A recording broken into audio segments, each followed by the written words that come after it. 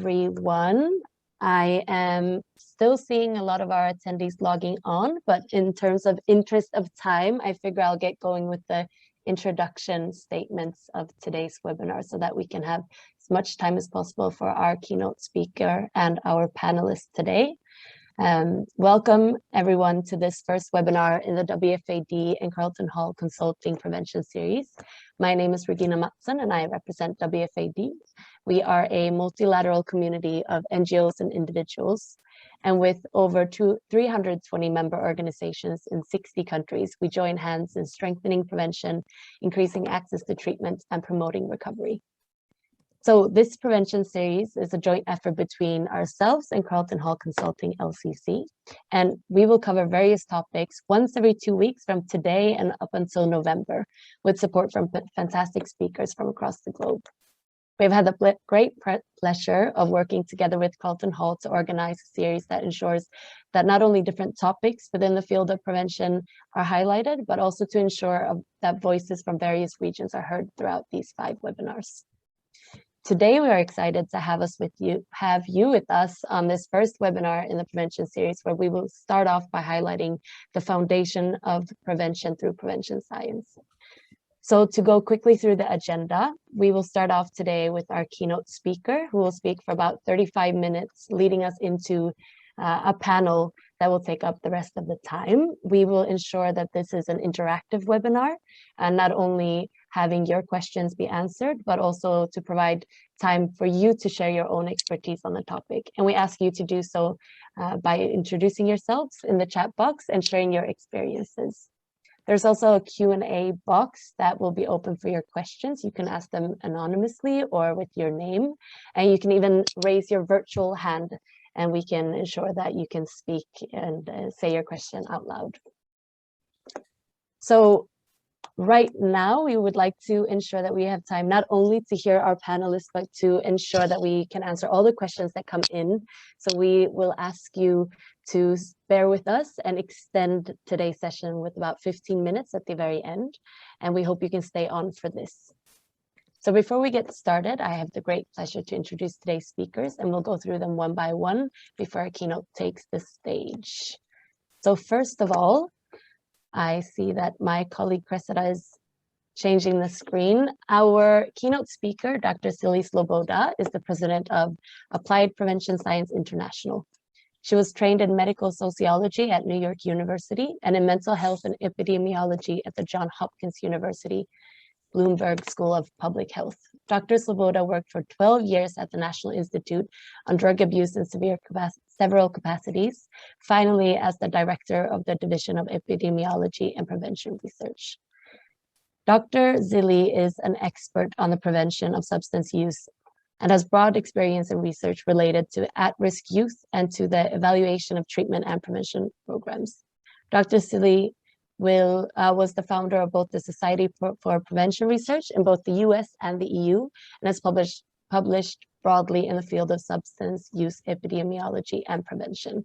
And I'm sure that a lot of you who are here today have heard or come across Dr. Zilli within your various work, not only through research, but also through applied prevention. So we're very honored to have Dr. Zilli with us today to set the tone, not only for today's webinar, but for the entire series. Our next speaker and our dear friend and co-organizer of this series is Carlton Hall. Carlton is the president and CEO of Carlton Hall Consulting LLC, a multifaceted full-service consulting firm designed to provide customized solutions and enable measurable change for communities, organizations, families, and individuals. Carlton has been providing intense substance abuse prevention focused and community problem-solving services to the nation for the last 25 years. He's spent 12 years with the Community Anti-Drug Coalitions of America, serving in several leadership positions and including most recently acting vice president, training operations and acting director for CADCA's National Coalition Institute. We can look forward to Carlton identifying the importance and recognizing vulnerability and how it plays into what we should be considering in prevention, and seeing communities here as a building block. Our next speaker is Chantel Pepper, who with close to a decade of experience in the field of substance abuse with focus on demand, prevention and aftercare, and reintegration, supply and harm reduction. It's working closely with provincial departments, local governments, and municipalities, and civil society in South Africa. In May 2018, Chantal was appointed as the chair for the Provincial Substance Abuse Forum, where she drives and manages the PSAF and local drug action committees to ensure that the National Drug Master Plan is implemented within the Western Cape through a transversal and collaborative approach. Chantal will be focusing today on the real gap within implementation, policy, and legislation, and working ground level up, and also the gap in understanding what prevention science is in her setting. Last, but certainly not least, we have Matej Kosil, who is the director of the Institute for Research and Development. He has been working in prevention and advocacy in the field of alcohol, tobacco, and other drugs for more than 21 years. He's the author, co-author, and reviewer of scientific articles and evaluator of European projects in the field of health and research. In Slovenia, he has been leading in the network preventive platform for over 10 years, in which over 40 different, mostly non-governmental institutions and organizations actively participate and support. He is a PhD student in preventive science at the Faculty of Education and Rehabilitation Sciences at the University of Zagreb. He's the vice president of the International Confederation of Research Associations in the field of alcohol, tobacco, and other drugs, and deputy chairperson of the Vienna NGO Committee on Drugs. We can look forward to Matej's additions in focusing on the gap between science and practice as the biggest obstacle for all of our work. So with these presentations of our extraordinary speakers for today, and without further ado, I have the pleasure of welcoming our first speaker, Dr. Silly Sloboda, to take the online stage and lead us into today's webinar. Hello, everyone. It's great to see some familiar faces and familiar names. I'm really pleased to be here today. I'm going to be talking about building the foundations of prevention through prevention science. And I'm going to be trying to cover what we have learned, how much we've achieved over the past 30 years in 35 minutes. So this is going to be a tough one for me. Next slide, please. I would like to acknowledge my longtime colleague and friend, Susan David, who helped me put this presentation together. Next slide.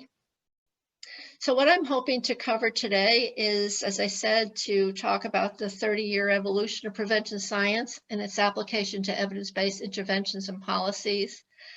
I'm going to be talking about the importance of professionalizing the field of prevention practice through building the capacity of prevention professionals worldwide, and how far we have come to achieving this goal. But we still have a long way to go. But I think pieces are in place, and I'll talk talk about that a little bit. And then also, many of us are feeling that there's a need to have service delivery systems in place. And I'm going to be talking a bit about what the components for building a national service delivery system that needs to be in place to implement and sustain evidence-based prevention programming, while at the same time, and I think this is a new concept to the field, and that is while we're building a culture of prevention. Next slide. So what is the evolution of prevention science? Next slide. The primary goal of prevention science is to improve public health by identifying malleable factors, risk and protective factors, assessing the efficacy and effectiveness of preventive interventions, and identifying optimal means for dissemination and diffusion. I think that part of this evolutionary process has been the development of and I'll talk a little bit about that, the societies for prevention research, both in the United States and in Europe, but also there are small groups arising in many places around the world. In this, we've talked about the science of prevention for a while, but it was not until 2011 that the United States Society for Prevention Research actually used the information and experience that we've had to develop a document that lays out this field of prevention science. And that if you go to the SPR website, you can find that document. I think you'll find it quite interesting. What the Society of Prevention Research decided was that the field involves the study of human development, social ecology, as well as the identification, as I said, of factors and processes. The processes, I think, are really important to us in prevention. I'll talk a little bit about that later. That lead to positive and negative health outcomes. One of the challenges we had, I was part of that group to develop the document, was defining prevention science. And the fact that prevention science is multidisciplinary was a bit challenging at the time, but I think that's the richness of our field of prevention. Next slide. The focus, as I said, of prevention science is threefold: to identify those factors that put people at risk, or who protect them or reinforce positive factors that are associated with positive behaviors, particularly focusing on risky behaviors, health risk behaviors, explaining how these factors operate through theories and models. That's really important for us to understand that. So I'll talk about that a little bit later. And then this was really the big challenge, I think, for the field, was how to evaluate prevention programs. And I think we owe a great deal to our statistical methodologists for the progress that we've made in the field in terms of evidence-based interventions. Next slide.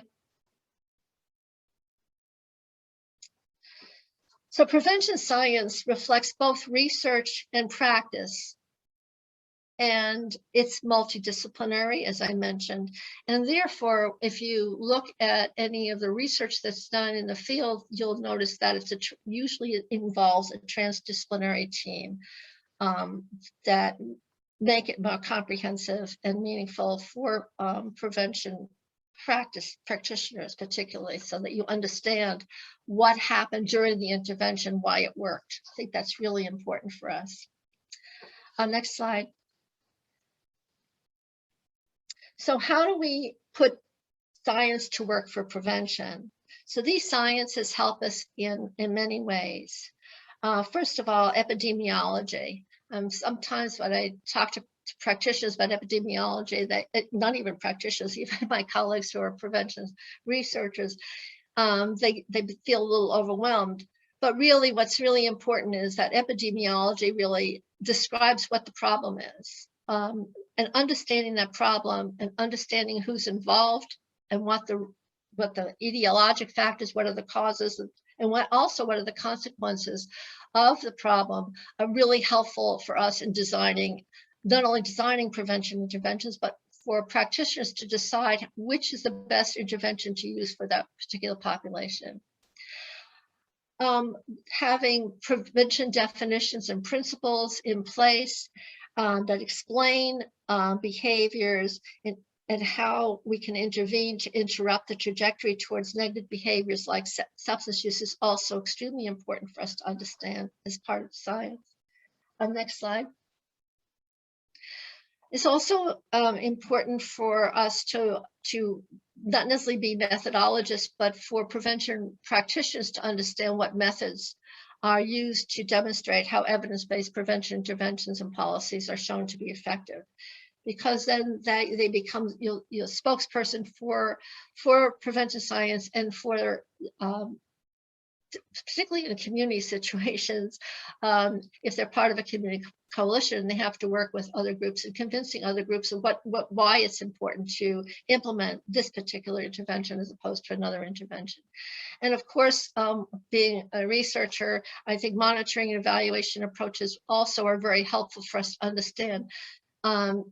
Are we reaching the right populations? If we don't collect information and monitor the process, how do we know we're reaching the right populations? How do we know we're getting the outcomes that we need for this population? So I think that's also very important.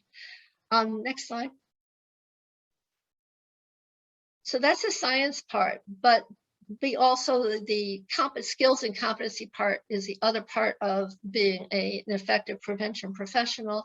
And having these skills, I think, is very important for the field. We need to be able to communicate why we're selecting particular populations. We need to advocate for prevention. We need to have skills in terms of how do you select these, and we'll talk a little bit about that, and have some knowledge about planning, implementing, and monitoring evaluation. And of course, very important is understanding ethical principles regarding prevention programming. Next slide.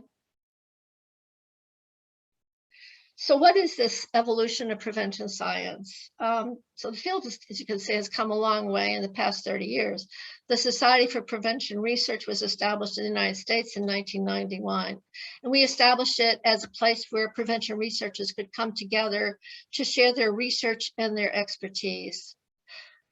Interestingly, the term science of prevention first appeared in print in 1993.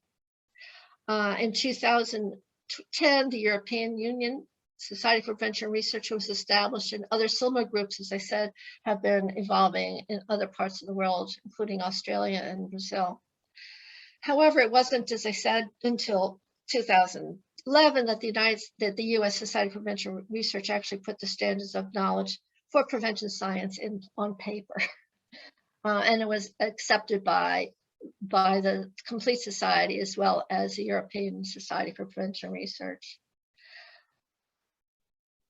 Next slide, I'm sorry. More recently, we have the European Drug Prevention Quality Standards. They were published by the European Monitoring Center on Drugs and Drug Addiction in 2011. And this document is really a very significant piece of our toolkit, if you will, for prevention. And this lays out the skills and competencies for prevention professionals. In addition to that, in 2013, the International Standards on Drug Use Prevention were published. This was prepared by the United Nations Office on Drugs and Crimes, and the World Health Organization has been updated in 2018, and we're hoping to have it updating periodically. And then, interestingly, even though we talked about, go back, if though we went back, we talked about, we used the term in 1993, science of prevention. It wasn't until 2019 that we actually started defining this term. And this definition is by the National Prevention Science Coalition in the United States and our group, Applied Prevention Science International. Thank you. Next slide. So to truly achieve adulthood in the field of science, it's not enough to have a definition. Prevention science must be embraced internationally, not only by prevention professionals, but also the academic community, as well as by policymakers and the general public. And I think our panel after this talk will be talking more about that. So let's now turn to the next slide, turn to professionalizing prevention practice. And what does this mean? Next slide. If we look at the sociology of professions, there have been a number of people have written about what makes a profession. So part of being a profession is having a systematic body of theory, knowledge, skills, and competencies, having the authority to define the problems that they're addressing and their treatment, having community sanctions in place to admit and train its members, to have an ethical code in place that stress the ideal of service to others, and a culture that includes the institutions necessary to carry out the functions of that profession. So where are we in this list? How do we match prevention against this list in the sense of establishing a profession? So next slide, what do we have in place? So you can see that we have a systematic body of theory. We have the standards, we have the European drug quality standards, we have the international standards, and we have we have APSI, my group, has worked with other groups to develop the universal prevention curriculum, and we've actually updated that curriculum now, and we have made it virtual, so we can do this on Zoom like we're doing today. Next slide. What about the authority to define our problems in their treatment? And that funny question mark was because we're not quite there yet. Although we have a definition of the problem, and we have all these tools that we can look to for those, these have not, as I said, been universally accepted. We do have evidence-based prevention interventions and policies. We have the standards. We also now have a number of really good registries that we can go to look for our interventions that we evidence-based interventions, and both here in the United States with blueprints and in Europe with the EMCDDA portal. Next slide. And we're having community sanctions in place and training its members. We don't have a standardized training across the globe. We don't have a central credentialing and licensing organizations, but we're getting there. We do have these important pieces in place, so we're getting there. And then finally, last slide, we do have ethical codes that stress an ideal to service through the prevention think tank and the European drug prevention quality standards. And finally, I mentioned the culture of prevention, and this includes institutions necessary to carry out its functions. Next slide, please. So I talked a little bit, let's go into a little bit more detail about what we have in place. I just want to show some of this to you, because I know from my experience in training prevention professionals around the world, not everybody's as familiar with these as we'd like them to be. Next slide.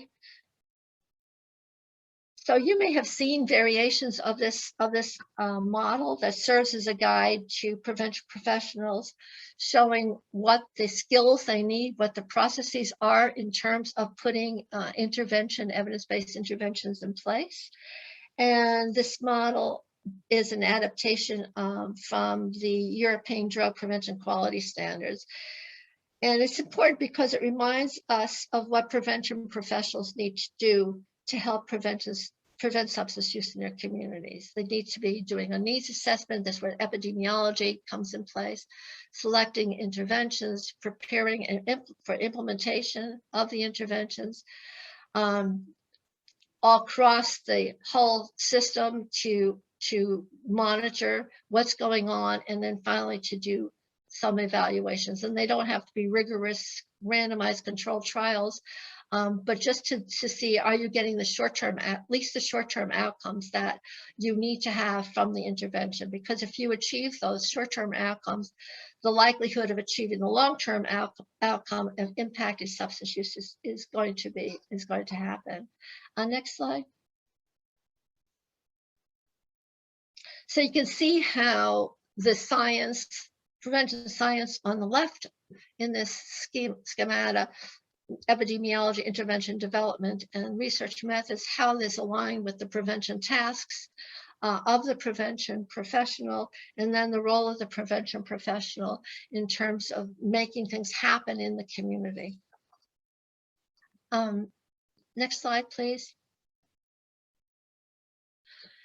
One of the important things is understanding vulnerability and the process of prevention. So let's talk a little bit about vulnerability, because by understanding vulnerability, what happens to drive people, young people to engage and involve with psychoactive substances, and understanding that process helps us understand how we can prevent it. So next slide. This is a model that sort of simplifies a very complex process. And what this model shows is the importance of the interaction between the individual us, our genetic makeup, our temperament, our physiology, how that plays out and interacts with our microenvironment. That includes our family, our schools, peers, faith-based organizations, workplace, as well as how we're influenced by the macro level environments. So that'd be the socioeconomic environment, the social, cultural, and the physical environment. And I added climate change to this because there's a group now that's become quite interested in, an international group that's looking at the relationship between prevention and climate change. We could probably add a whole bunch of other things to this, but it's important for us to understand what those influences are, and not only on the individual, but also on the micro level and impact on the macro level and vice versa. And then, of course, what these interactions do, they shape our attitudes, our beliefs, our norms, and that ultimately shapes our behaviors. This whole process is a socialization process. And I think this is a new term that's been introduced in the field in the last 10 years, perhaps, but I think it's a very useful term. I want to also point out that we're moving, this drills deeper in terms of looking at causality rather than looking at risk and protective factors. Risk and protective factors are indicators of the process, but really don't get into what's happening, because we really need to understand that process. I see Carlton's clapping his hands. And so if you think about risk and protective factors, think about the interface between the micro level and the personal factors. That's where you have protection or putting somebody at risk, in between the macro, et cetera. It's the interface between these that really is the risk and protective. And I think that we need to develop better tools to really identify those vulnerability factors. Next slide, please. So many of you probably are familiar with socialization. We just talked about the influences are socialization agents. You know, we're not born with a culture. We have to learn as we go along how to interact with our environments. Of course, our parents are probably the most crucial socialization agent we have, but then we go to schools, and there's socialization processes go on in schools, etc. Even in the workplace. And for those who are older, our grandchildren are also socializing us in many ways to what's happening in our lives currently. So this is a process, as I said, that's a lifelong process. It's a very, very important process. Then the next slide, please. One of the, maybe I should have put this slide first, but it's always hard to know which goes first. But anyway, thinking about it from a socialization process point of view, then we can identify points for intervention. So I put stars here where there are particular points for intervention between where you can intervene with families.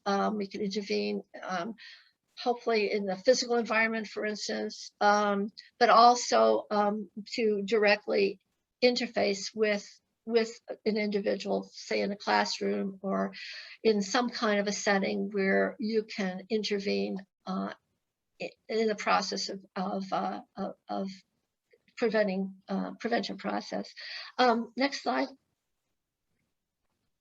I think this is really important because if you think about socialization, you think about vulnerability, then prevention becomes a socialization process. And the primary focus of preventive interventions is on individual decision-making with respect to socially appropriate and healthy behaviors. So keep that in mind. Next slide. So both socialization and prevention programming share similar processes. They both use evidence-based practices to help individuals interpret cues in their environment. They help individuals learn and practice new behaviors, such as how to resist offers to use substances. And they help individuals weigh the potential outcomes for the performance of these behaviors within their own social and emotional contexts.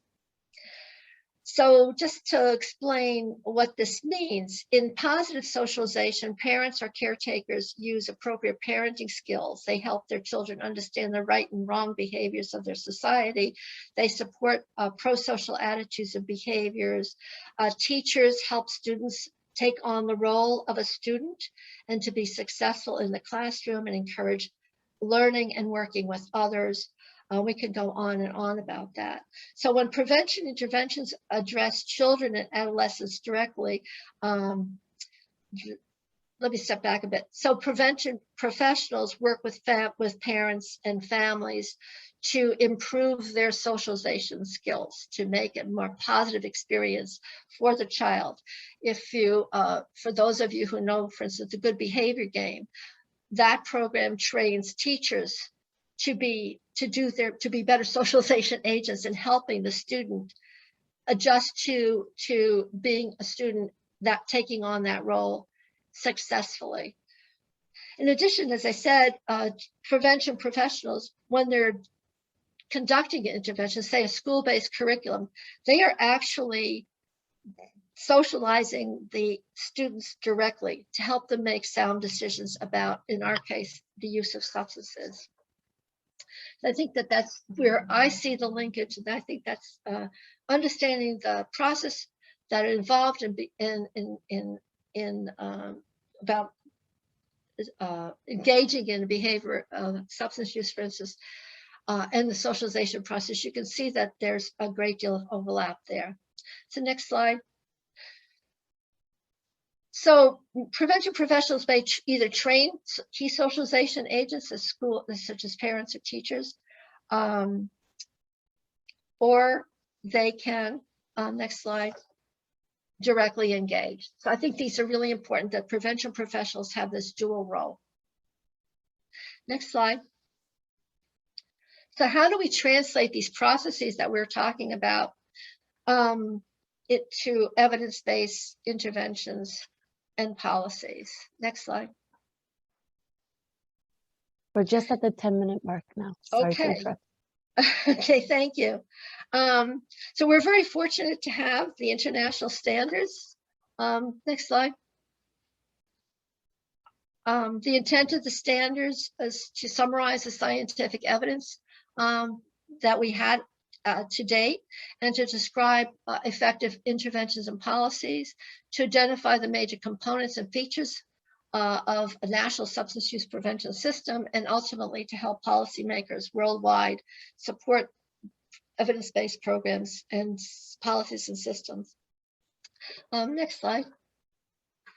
I'm going to go through this part a little bit more quickly. I hope I should have put the website for the international standards. I don't know if we can do that in the chat. Somebody can put that in, because I think it's really important.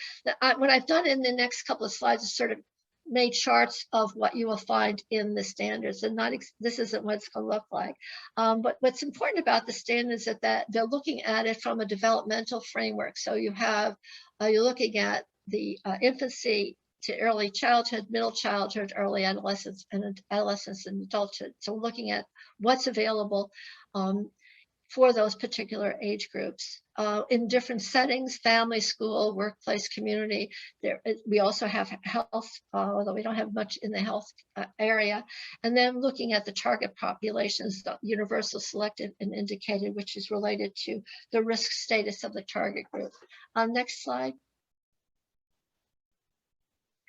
So what's included in the standards document? For each intervention policy, there's a short description and rationale for the intervention, a summary of the evidence, and a list of the characteristics that to be found in that intervention, particularly those that are related to positive outcomes, but also the literature has indicated where there's been negative outcomes or no outcomes whatsoever.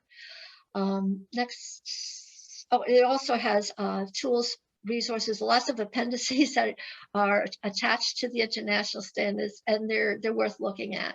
And then there's a chapter in the standards on critical components of a national drug control system. Next slide. Here's a sort of a summary. This actually is part of the standards, the summary, and you can see across the top are the various development age groups, and along the side are the different settings. There are no specific named programs that are listed here. There are types of programs, types of strategies that are used. So for early, for prenatal infancies, prenatal infancy and visitation. Many of you are familiar with a nurse practitioner or family practice intervention. There are interventions for parenting skills. For school, we have early childhood education, as well as personal and social skills, etc. So you can see it, the different interventions. The stars indicate the strength of the evidence for the intervention, for that approach, for the strategy. And the color of the boxes have to do with the target population, the green being universal, yellow being selective, and red being indicated. Next slide, I was going to show you how that plays out with middle childhood as an example, and I may go quickly through this. The standards, next slide, talks about the developmental goals for this particular age group, and you can see them listed out. It also, in the next slide, it points out where there are not only resiliency factors, but also what are the factors that put the child at risk? What are the vulnerability factors that play a role in maybe particularly for this age group is really important, because as we know, there's a cumulative effect. So if something happens at this point to throw the child off of a positive trajectory, they're going to have problems in school, they're going to have problems with their peers, and they're going to have problems as they enter adolescence. Next slide. So what's in the guideline, the standards, is the types of interventions, the strategies, the parenting skills programs, personal and social skills education, which generally are in school, classroom environmental improvement programs, such as good behavior games, and important in policies to keep children in school. And you can see that there are the risk that are targeted, level of risk, the population. Next slide. Here's a summary of the kinds of things you're going to find in the standards related to specific strategies. I selected parenting skills for this age group, and you can see the content that's generally involved in these programs that seems to be, that is related to positive outcomes, providing these skills to families. They're enhancing family bonding, which is positive family bonding, which we know is a strong protective factor. But it also, as you see on the right column, that these tactics, these strategies do not have positive outcomes. They have negative outcomes, and that is just providing information about drugs, as we've seen so many programs of that over the years, and also programs that undermine parents' authority. So this has to do with the content. Next slide is the structure of the program. It's really important because parenting programs have specific structures that are very, they're designed by the developer to enhance the learning process. These are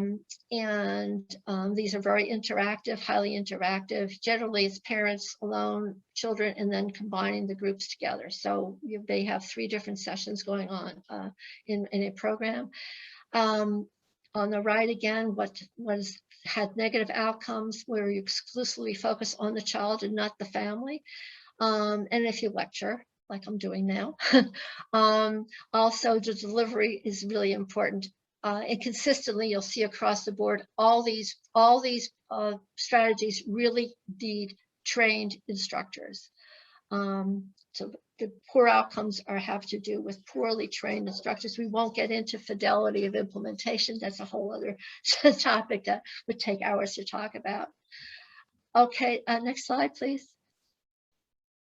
But I like to point out that these are like ingredients in a recipe, and like a well-made cake, all of the components and ingredients must be in place to have an effective intervention. And I think that's where the registries are a nice complement to the international standards, because if you're looking for a program that put these ingredients together, a cake recipe, if you will, the registries have those ingredients.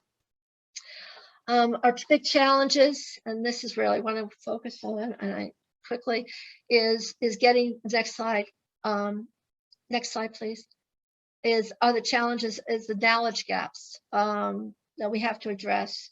Is getting evidence-based prevention to those who need them. And here's a list, and you probably add the challenges to this list. I think this is a nice list that Jenna Hausman put together. But there's all the challenges we have. These are the barriers that we have to overcome. Another challenge I think may be easier to overcome is the next slide, and that is, who are the workers on the ground? Who are the prevention workers? We know that there are a large group of who people self-identify as prevention professionals, but even those people have diverse educational levels and focus of interest. We can. Okay. They also have diverse prevention experiences. But then there's a large population of those who don't self-identify as prevention professionals, but they're doing prevention-related work. And we know that the social workers, psychologists, family workers, and even teachers who do that. So we need a variety of methods to reach and to train these prevention workers, because we would really like to have prevention professionals have the same knowledge and share the same kinds of training. That's why the credentialing is really important. There are next slide. We're at 2 minutes now, Dr. Sidney. Okay. We need to reach out and be inclusive. We have all these groups in place, and that includes the World Federation Against Drugs, to adopt prevention science and bring it to prevention professionals worldwide. Next slide. So maybe having a prevention service delivery system in place will be important to achieve some of our goals. I mentioned that the standards has a national delivery system that's described in that. I've been working off of that. There are a number of us in the field that are talking about prevention service delivery systems. And next slide, we have what the components would be of that. It have to be multiple levels. It have to integrate existing systems. We talked about prevention professionals who are working in different delivery systems like healthcare. It would include regulatory services. Next slide. I'm really going through this quickly. The institutions that need to be involved, we talked about family, school, workplace. All those environments need to be involved. Next slide. There needs to be a system of trained professionals. There needs to be credentialing as well as training, a uniform training system. And then, of course, we need to have a local, state, and national monitoring and evaluation system. And of course, we have to have a funding system in place. Next slide. And this is how I sort of conceive this as a graphic. I like to think in graphics terms. It's complex, but it's a feedback system. And I'd be happy to share, if we're sharing slides, be happy to share this. I'd love to get some feedback. Very much interested in that. On building a system. I know here in the United States, we're talking a lot about that. Finally, perhaps last but not least, is building, as the last slide, a culture of prevention. And we need to have these delivery systems built within a culture of prevention. And what does that mean? And find the key aspects of a culture of prevention, I think, is shown in the next slide, which would be having the common understanding of the etiology, understanding the processes involved, strong belief in evidence-based prevention works, and having support for prevention efforts in a variety of settings and around a variety of issues, because what we're learning from our substance use prevention programming is that it achieves other outcomes as well as just substance use, in terms of violence, dropping academic failure, etc. So I think that's important. You get more for your money, if you will, for policymakers. Finally, at the bottom of the slide, Susan David and I wrote a commentary on the culture of prevention. There's a source for that. I want to thank you for your attention. And I'm looking forward to our panel discussion and to questions. Thank you so much, Dr. Silly, for so brilliantly leading us into today's topic. Before we go into our panel, we've received quite a few questions for you. So I thought I'd just ask 2 of them, and then we can save the rest of them for the Q&A session. And would you prefer me asking them both at the same time or one by one? Both are they related? They are sort of well, okay. It depends on how you see it, but the first question is from Britt Friedenman, and she asks if or is there anything you would say is a difference between girls and boys when it comes to the result of prevention programming? And the second question that I'd like to take now as well is from Irina, who asks, is prevention science currently included in any academic programs, curriculum for health science or public health? Okay, great questions. First question is, there's been very little work in terms of, I feel, about gender differences in response to prevention interventions. And there really needs to be much more research. There needs to be more research in prevention in general. The research is really wind down. If you look at the literature, the current research, we're really not going where we need to go. And that's one of the things that I would really love to have a group get together, and we should develop a research agenda, an international research agenda. I think it's really important. So that's a really wonderful question. We know from other research that there is a gender difference in response to the interventions. So thank you for that question, and let's put that as number 1 on our research agenda. The second question had to do about prevention science. Yes, indeed, prevention science is being integrated into a formal academic at the university level. Certainly, I know here in the United States, there are offering master's and doctoral degrees in prevention science. In fact, I'm in Ohio. Kent State University in their College of Public Health has a doctoral program. I'm mentoring a student through that program right now. And across the country, there are universities offering it. I know certainly in Europe, that is indeed the case, and perhaps Matish could talk a little bit about that. But certainly I know that Charles University in Prague has a bachelor's, master's, and doctoral program that actually uses is shaped by the Universal Prevention Curriculum. And this is, I think, their 2nd year. I can't believe it.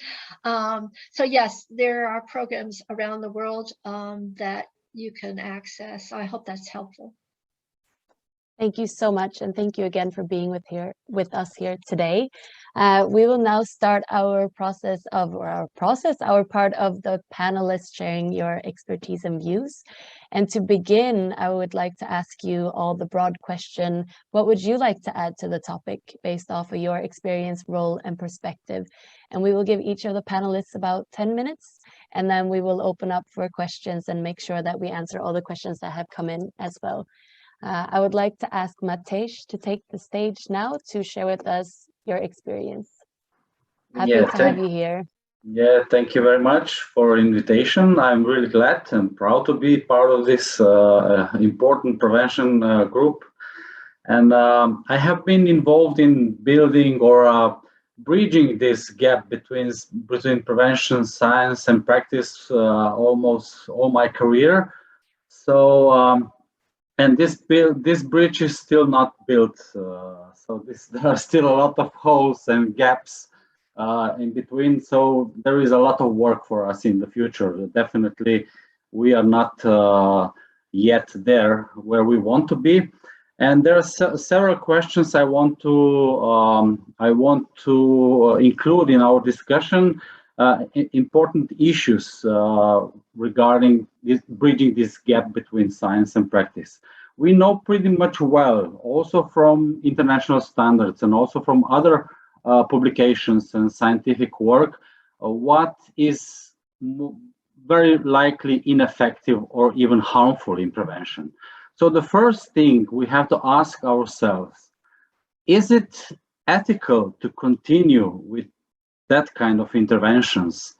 And who is responsible for stopping this, for disinvestment from these ineffective and harmful practices?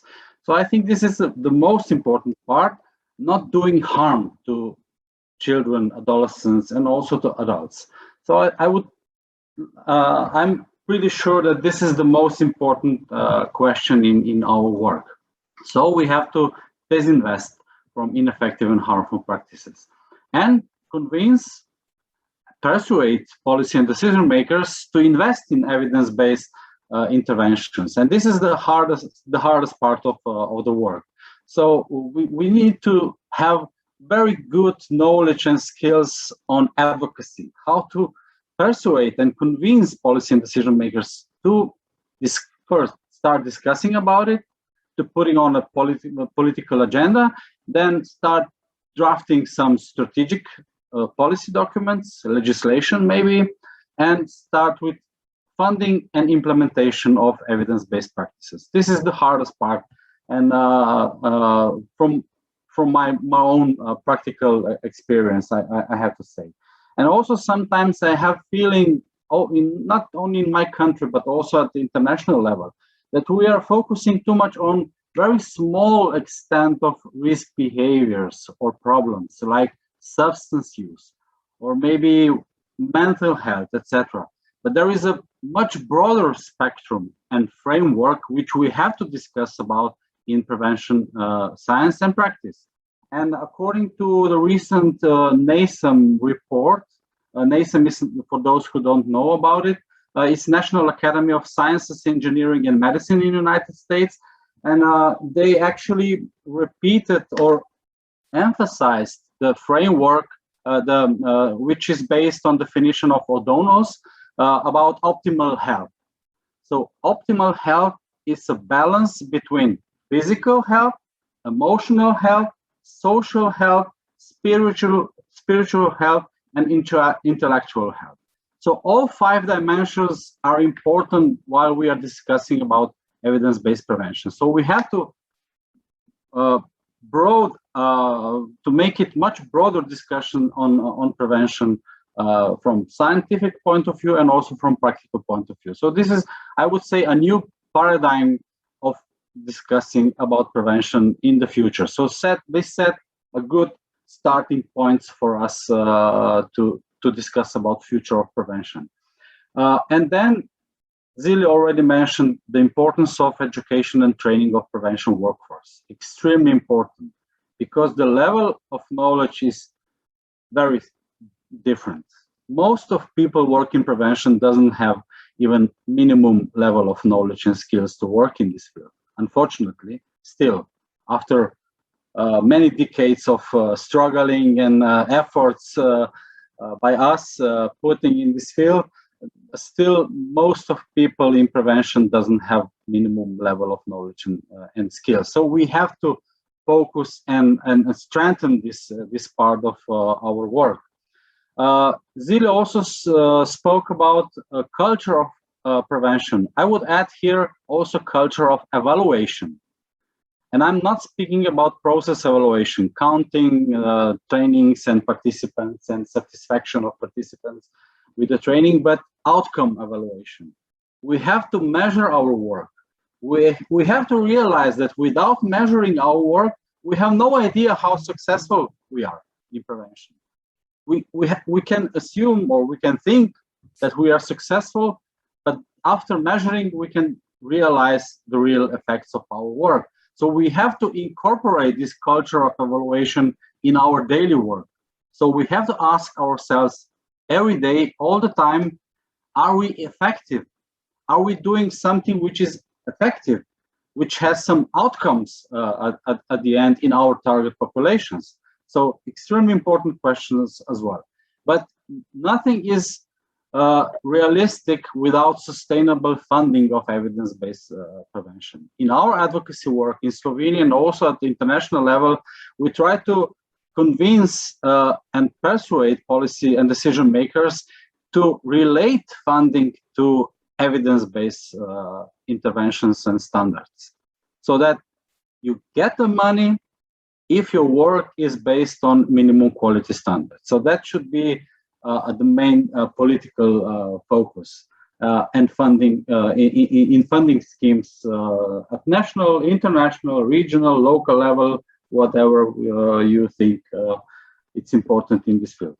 And then without those issues discussed and advocated for, I think we are not able to be successful in this field.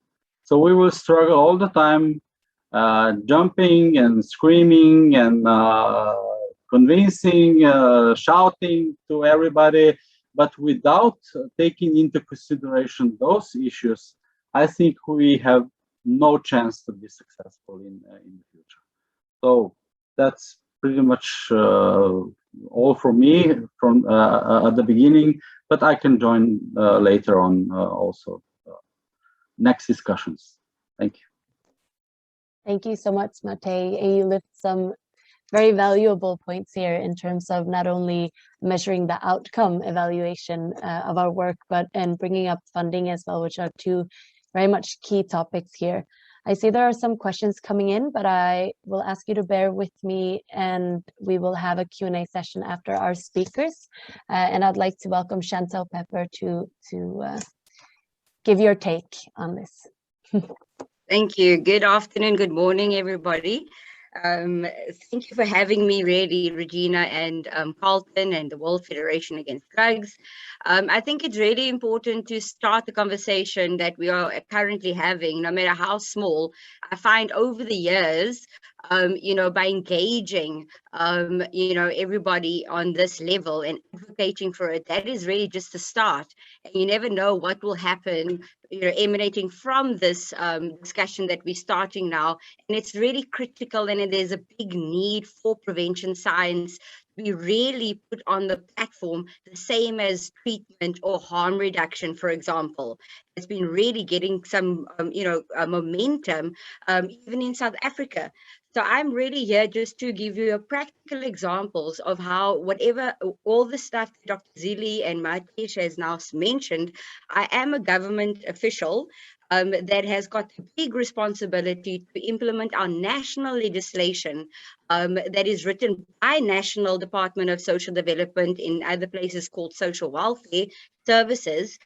So I have the big responsibility to implement national legislation within the Western Cape province of South Africa. We've got 9 provinces, and every province is supposed to do this, where national legislation is implemented at a provincial and a local level in partnership with our civil society, stakeholders, private, law enforcement, justice system, correctional services, the National Prosecuting Authority. So we all literally have to come together. And this is what I love what Dr. Zili said, is that the emphasis is it's a multidisciplinary approach when it comes to prevention. We can't do it alone as social development. We can't do it alone as the health department. We all have to come together in order to understand our needs, like Dr. Zili said, and therefore address it accordingly. Because predominantly where we have focused our interventions on is treatment. There has always been a big demand for treatment. Therefore, the budgets, where does it go? Treatment. So prevention really has been left on the side, knowingly that, if you prevent something, you would probably not spend as much on the treatment. So I think that is really critical, what I've learned even over the years, in terms of, my undergrad as psychology, as my postgrad in diploma in addictions. And in the 10 years that I've been now working in the field, I think prevention has always been there, but the evidence-based prevention programs that we are talking about here in this platform has always been a gap. Why? Because we always said what everybody understands about prevention currently, it's always about raising awareness about where the services are, or don't say, just say no. Those type of ineffective prevention campaigns that really does not work. And I'm really in a very privileged position because of my undergrad and my postgrad and the masters that I'm hoping to complete once COVID is under control in our country. It really teaches us that we need to really take prevention more seriously at a provincial level, at a local level, and also funding the organizations and encouraging them to employ and implement evidence-based prevention programs. So in a nutshell, our National Department of Social Development writes the National Drug Master Plan, which we have to implement at a provincial level and a local level. So my job is to capacitate the municipalities and our funded organizations in terms of goals that we have to achieve by implementing the National Drug Master Plan. And goal 1 is really clear. Goal 1 is reducing demand reduction through prevention and treatment of substance use. There in itself, it says we have to utilize prevention, and it has to be evidence-based. So if you can have the best policy, the best legislation, that's written within your country set and in your setting, if you don't implement it, then what is the use? So it is my job that I feel passionate about it, because the municipalities in the Western Province, the ones that adopt the National Drug Master Plan, understands the value of prevention at a local level. So in my couple of years experience now, I feel that prevention should be really more lobbied by the decision-making level, at the budget holders, the level. So really in my field, in my position, I feel that it's gaining momentum now. The one question the audience, the participant asked about if there's any courses. I recently just finished a media prevention science course where Dr. Zilli also was part of one of the lecturers, and she actually did the prevention science initial course that we did. And I find those sort of short courses actually extremely helpful, because it is my responsibility as the implementer of a national policy to educate and capacitate myself.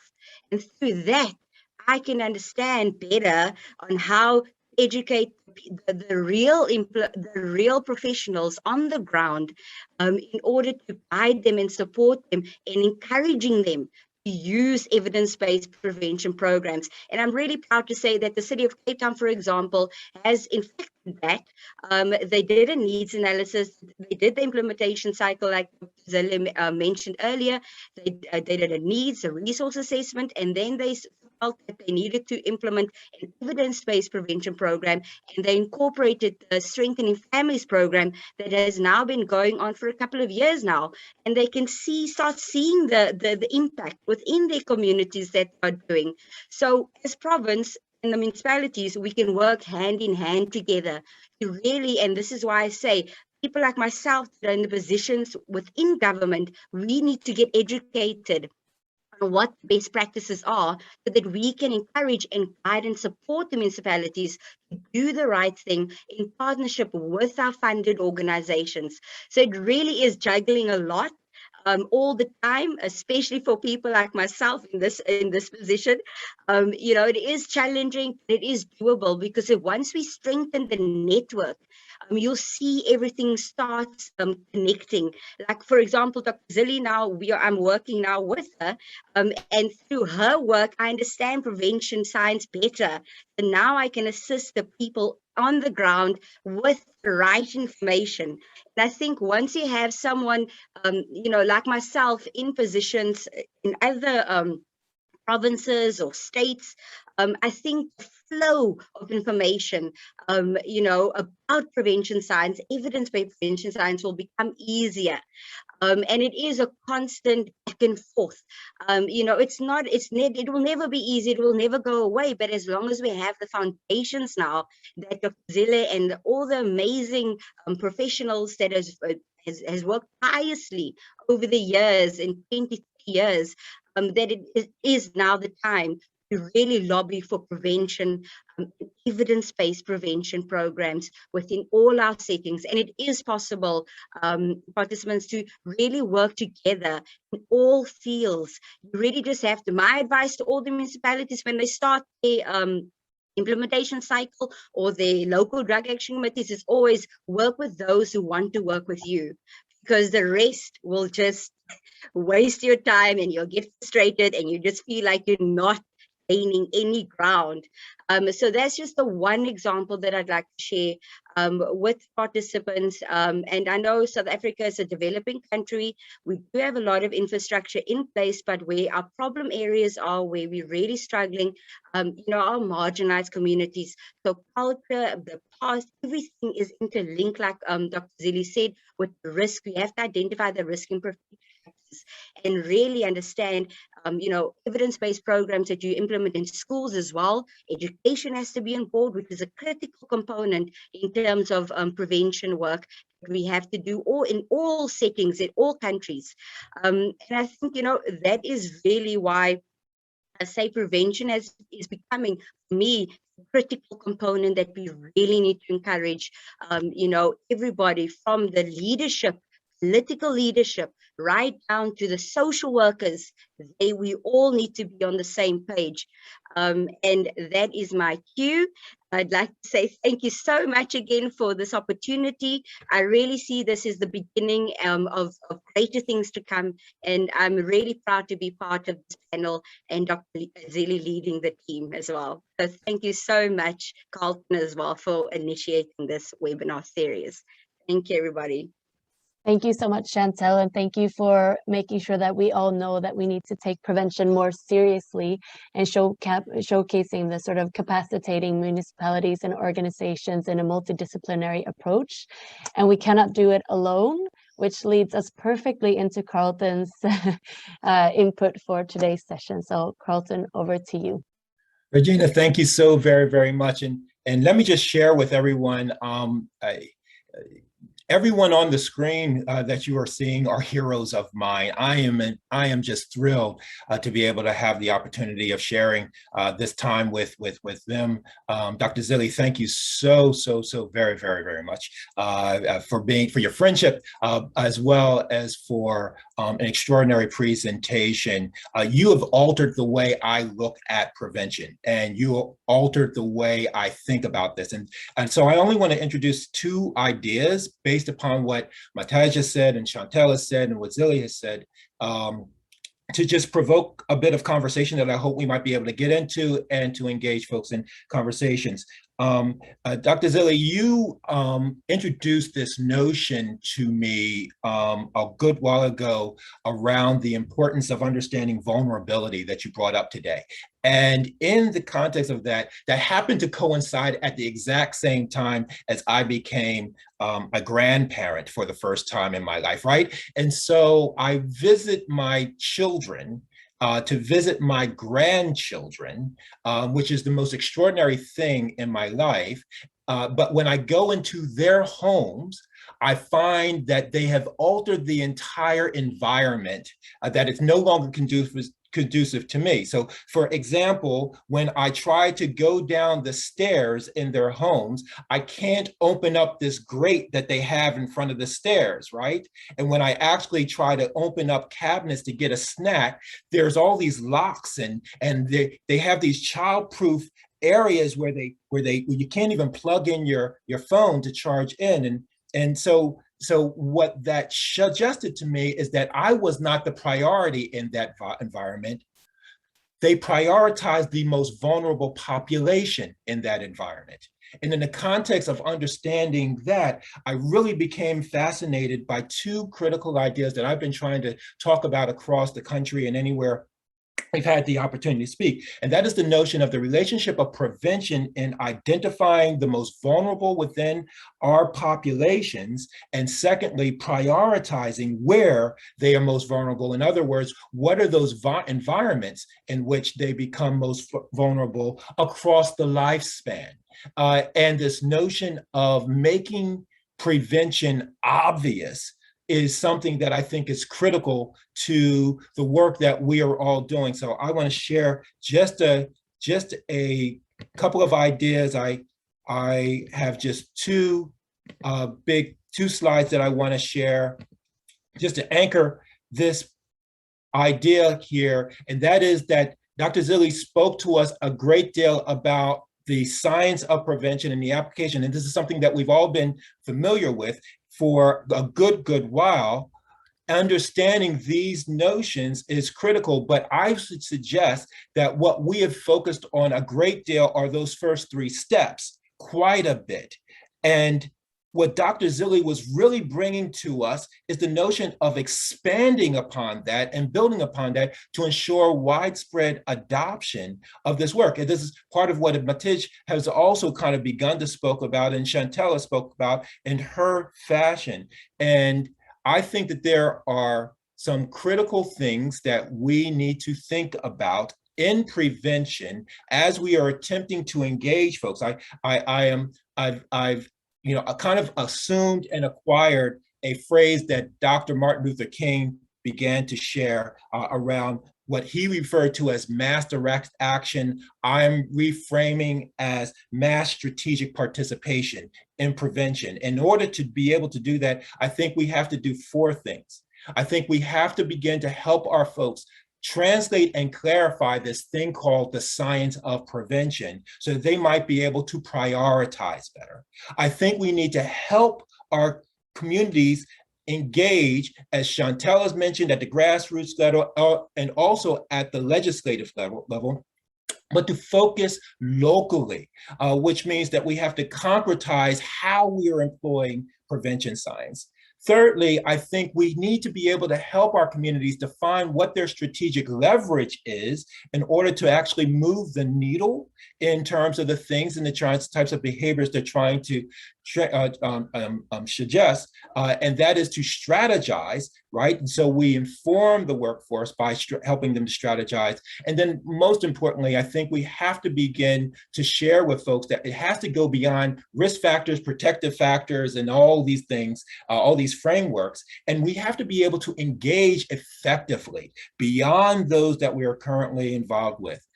In the United States, I'm fortunate to be able to co-partner with a number of organizations called Prevention Technology Transfer Centers. In fact, there are some representatives that I know are participating in this webinar, and I'm so happy to be able to see my colleague Kristen Kidd from the Southeast Prevention Technology Center and David Clausen from the Mid-America Prevention Technology Transfer Center. And the goal of the transfer centers in the United States is to take the ideas that Matej has identified, the ideas that Chantel has identified, and provide resources across the country. There are prevention technology transfer centers, addiction technology transfer centers, and mental health technology transfer centers in each of the 10 regions that the Substance Abuse and Mental Health Services Administration has defined across our country.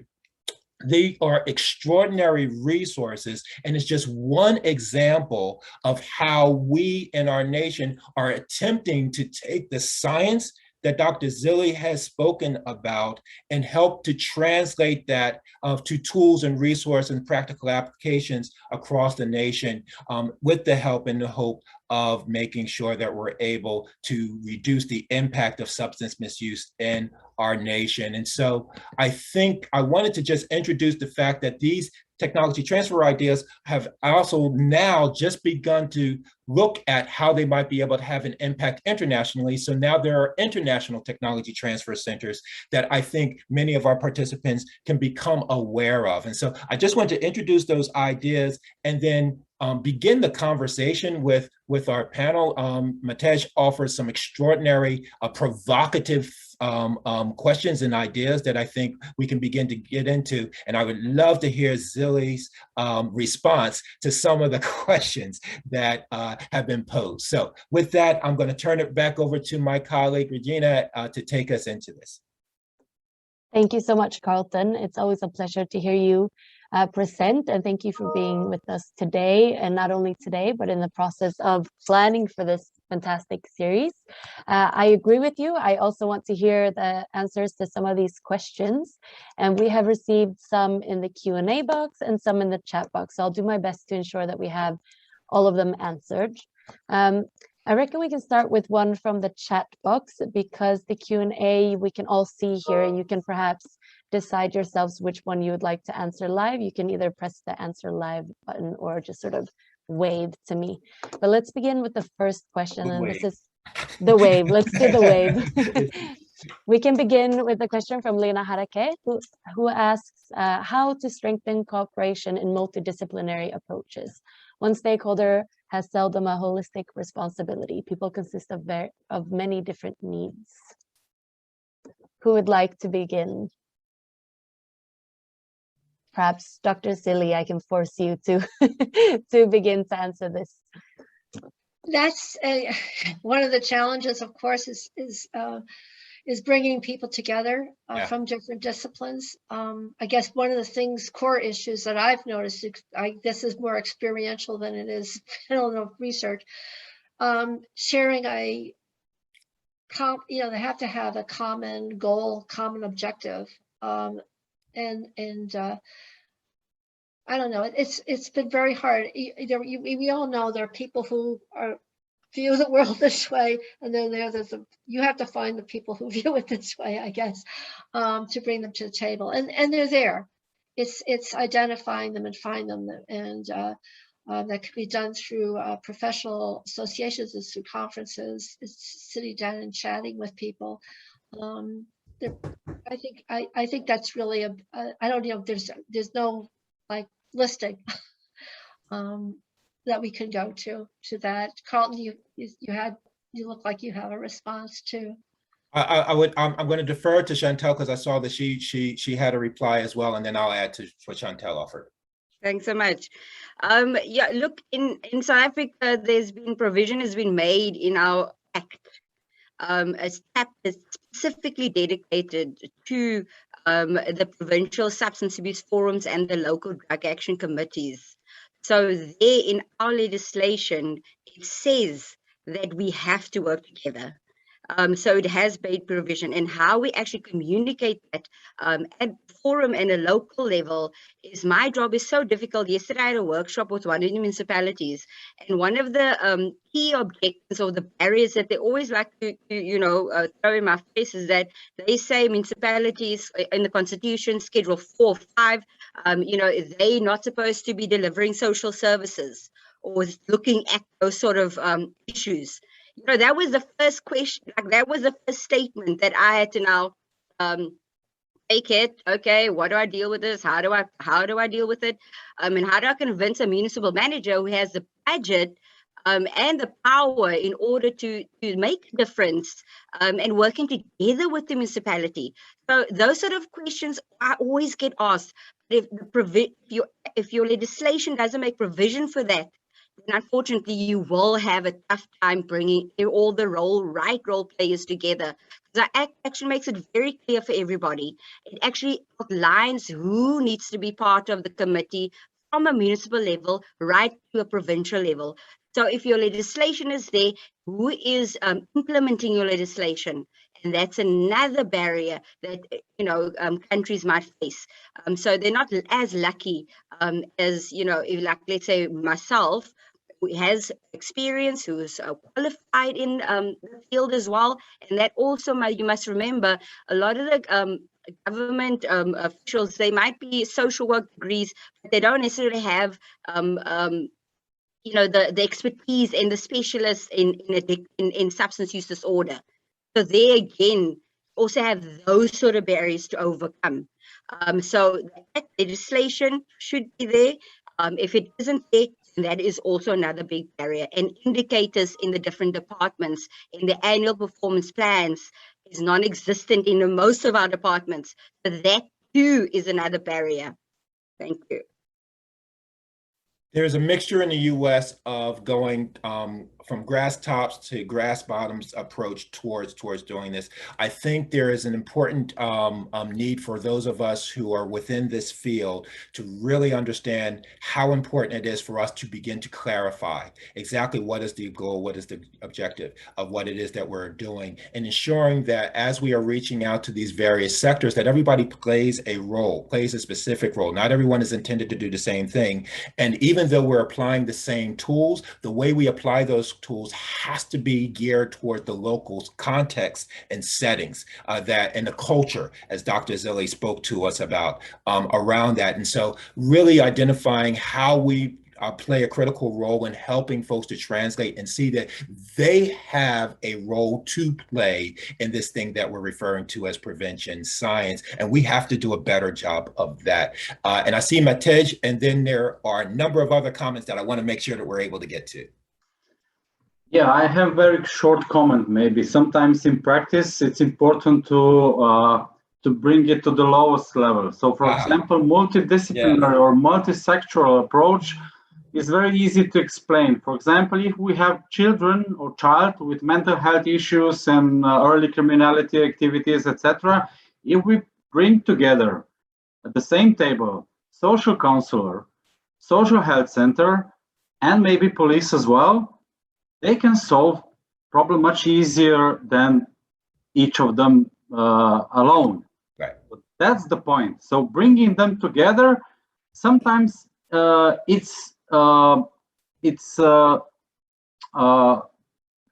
don't know how to say it. It's enough to bring them together, so they sit together and discuss how to solve the problem. So that's the main point, I would say. Thank you so much. Let's move on to some of the questions in the Q&A box here.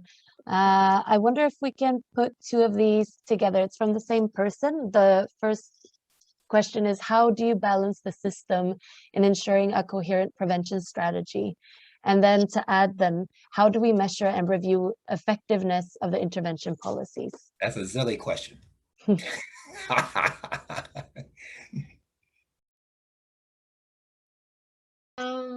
Okay, I have to unmute myself. Let me take the second one first. When you're talking about policies rather than programs or as a strategy, it's a really good question, because when we were reviewing that literature for the international standards, that you can randomize community. Well, you can actually, but it's more difficult to test out policies. And there was a debate about what's the most effective evaluation or research method to use. And there's time series analyses have been demonstrated to be very effective in looking at policies. And there's a good deal of literature on, for instance, tobacco policies, about availability, accessibility of tobacco policies. There's also great literature showing the how effective that methodology is for drinking and driving. So I think, I don't know if that's what the intent of the question was. The first part of that question, I really think the group has more experience than I in responding to that. So if you want to repeat that question, perhaps they can jump in. Thank you. I will repeat it. How do you balance the system in ensuring a coherent prevention strategy? That's an interesting question, because when we go to communities to start discussing how to develop prevention strategy at local level, the people from municipality, they think they can do it by themselves. So to sit together with politicians at local level, and maybe they would invite principal of the school and maybe director of social services. But then we give them a list of at least 20 or 30 stakeholders at the local level who could be relevant for discussions.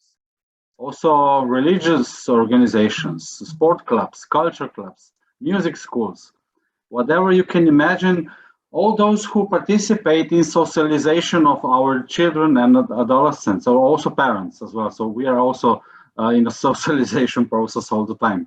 So all those institutions are relevant and important to bring them together. And then it's always a matter of motivation. If those who are more motivated, they will get more work to do. So they will have more objectives, more activities, more responsibility. And that's always a matter of discussion and division of tasks and motivation of people. So it's not an easy task to bring together a balanced strategy with everybody equally involved in the process. So, but it's important to start. It's important to start maybe with 3-4 stakeholders who are motivated enough to do it, and then others will see results and they will come later on and support and with their own activities and ideas. So this is a process. Prevention is always a process. So it's not, we will set up a strategy, everybody will do equally everything, and we will have a perfect result. So this is not real. So it's a process and a matter of motivation in most of the cases. Zilly first, and then Chantel. Yeah, no, I'm really happy, Matish, for saying that, and I've been hesitant to step in here because I think if you look at my chart of the national prevention system, the basic ingredient, the element, the basic element is the community, and however that's defined. And I think you said it really well, Matish. And we know how to do that. We have a number of experiences with in terms of communities, a care model, the Prosper model, CADCA model. They're models that are effective, have been demonstrated to be effective. It's not an easy process, as you're pointing out, but to me, that's the basic unit that we have to look at. And every community has a different substance use problem. It has a whole different vulnerability issues to address. Some of them may be more obvious than others. So yeah, I think that's the element that we have to start with. And thank you for giving me that opportunity, because I wanted to say that earlier and I didn't have a chance to. Thank you. Chantel? Oh, sorry, thanks. Yeah, I'd just like to add on to what my colleagues also just said. It really is just that. It's establishing a committee at a local level. So in our case, it would be the municipalities that have to do this. They have to drive it, have to appoint an official to establish the committee, who's got all the role players, like Matish has mentioned, from law enforcement right down to the schools. And then they come together. So that's really the first phase. And you'll be surprised how long that actually can take. Anything from a month right through to 6 months, because the municipalities always feel overwhelmed. They're not specialists in this field. So bringing the right stakeholders on that committee, which we call local drug action committees, is really the first step. Getting all the right role players together. And you're quite right, Matish, the police, yeah, but us, they love to do awareness raisings at schools. Going in, going to the schools, and this is what we've done, and and you must say no, and So getting the understanding of like how to change it, but also giving them support and guidance, that's the first step.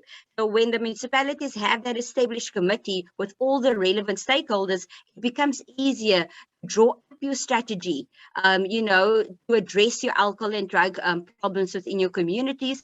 And that can range from prevention right through to treatment, right through to aftercare.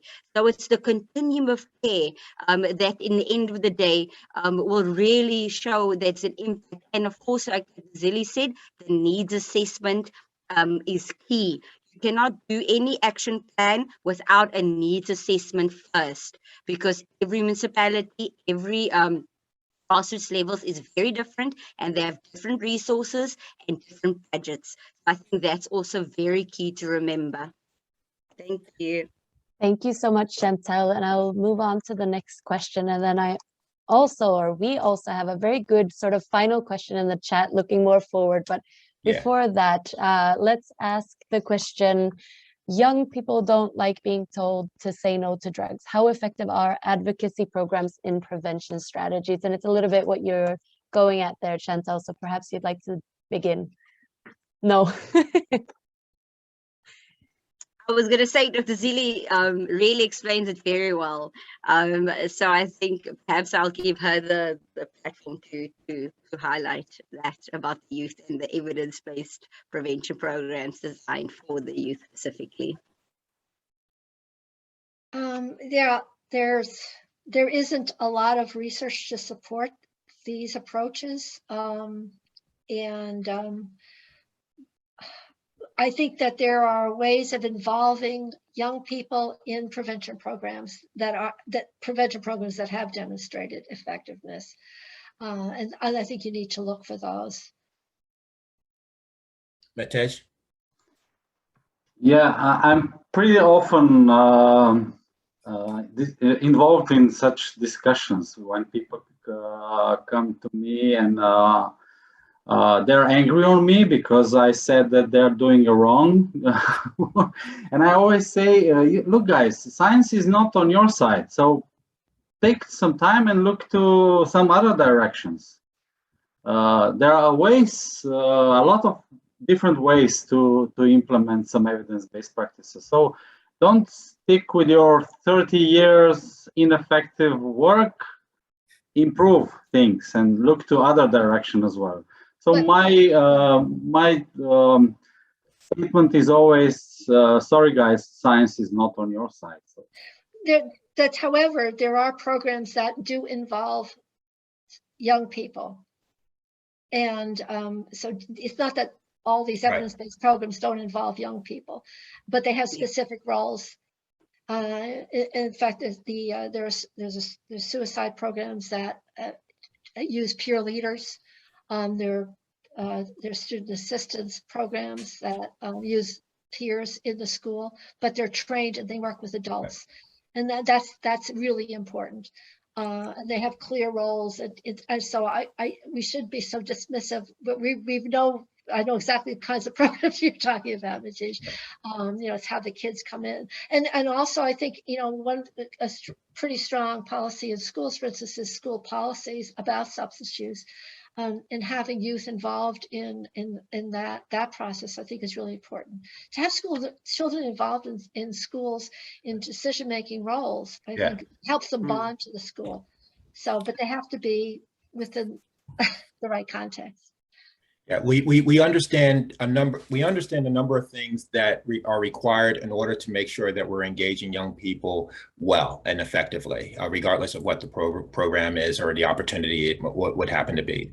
I would like to offer a bit of a shift on the question itself and suggest that, in the United States, I can speak about concretely that all the data suggests that there are far more numbers of young people who are not participating in the negative behaviors than there are those that are participating and exhibiting these negative behaviors. And so the notion to me is that there is this great opportunity to engage young people to help us to spread the word of prevention and prevention science. And they are often much better communicators than any of us.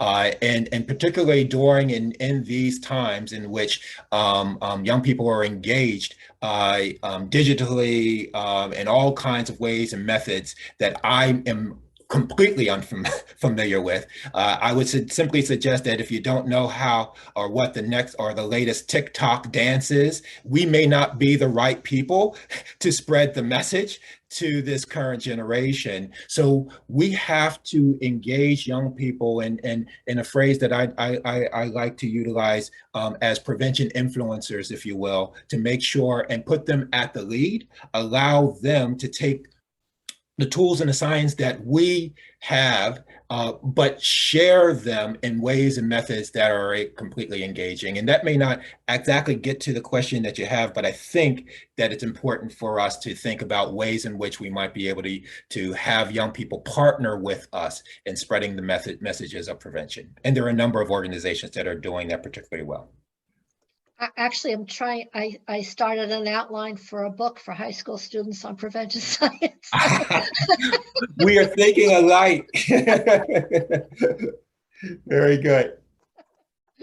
It's wonderful. And we have a lot of fantastic members as well that work particularly on engaging young people. And you can keep an eye out for what WFAD is partnering with Fourth Wave Foundation, for instance, in the upcoming few months in engaging young people. We did receive the perfect end to a great webinar question here, comments leading into a question. And this is from Craig, who says, I was struck by Matej's comment about building bridges between research and practice, and that bridge isn't built yet. I feel the same way. After many years working on linking practice with research, there feels like it's been limited success. So the question for our panel is, what does our panel think is missing? What can we do to increase these connections and better ensure prevention science is being used by people wanting to do prevention? I will give each of you a crack at this, and we will begin with Matej. Am I muted? No, you hear me. We can hear you. Something appears on my screen, so Okay. Technology. I'm also too old already for this new technology. Maybe it's not 100% correct answer, but I think advocacy is one of the keys, the most important keys. And also, when I started to work in the field of prevention, I thought that if I would bring all the evidence to the politicians or policymakers table, they will say, oh, yeah, we will do it immediately. But after a very short time, I realized that it doesn't work like this. So then I started to think about advocacy. And one of the biggest successes we have here in Slovenia, that we actually multiplied number of advocates, especially among young people. That's why we have one of the strictest tobacco legislation in Slovenia. That's why we are improving little by little our alcohol policy and also cannabis policy. It's almost impossible for legalization groups in Slovenia to put this topic on political agenda because of us, because we are stopping this all the time. And politicians know about what we are going to do if they start discussing this, like a media boom and etc. So advocacy is really important key, especially in the field of politics, and also to put some key points in the field of prevention higher on the political agenda. And it is very important that we start as early as possible in the policy cycle. We usually jump into this advocacy work in the field of in the phase of adoption or implementation sometimes, which is absolutely too late. And there is a big opportunity for us to start working on agenda setting phase, like bringing to the agenda of politicians before elections, for example, when they develop pre-election programs, when they started to make promises to voters, then there is a time for us to bring some of those topics on the agenda. So they promise to the voters that they will strengthen the alcohol or tobacco policy or put more investment in prevention, evidence-based prevention. And then we can always ask them, when are you going to do this? When they are in the government? So I think those are important, important issues and questions about the potential success in the future for prevention science and practice.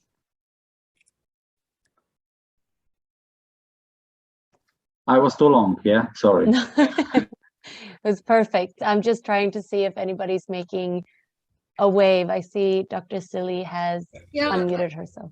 I think that's, thank you Manish for doing that. And thank you, Craig, for that question. I think actually Craig is doing it. He's training prevention professionals in the state of Utah in prevention science. And I think that obviously we have to do this at multiple levels. But I think if we say prevention professionals are professional, the field is a profession, and the universities embrace that and offer degrees in it, I think that validates the field. I've been looking at this whole issue of professionalization. I looked at medicine, the history of medicine. It took 2,000 years for medicine to be acknowledged as a profession. Hopefully we can speed that process up a bit. Maybe in our lifetime we can see it. But, it's not an easy task, and it's multifaceted. So that bridge has to have, it's a long bridge, I suspect, and it has to have, I don't know, I'm not an engineer, but it has to have a lot of pieces, trestles in place to keep it strengthened. And I do think another thing is a group of us are working on a white paper on normalization. It sort of builds on, if those of you who are familiar with Dennis Embry and Tony Bigland's idea of kernels, is sort of how do we bring this information to the general public. I think if we had a program for parents, this is really important for you to have better lives for your kids, to recognize the field of prevention, and to bring it into the schools, for instance. I think there's so many different parts to this puzzle that we have to solve.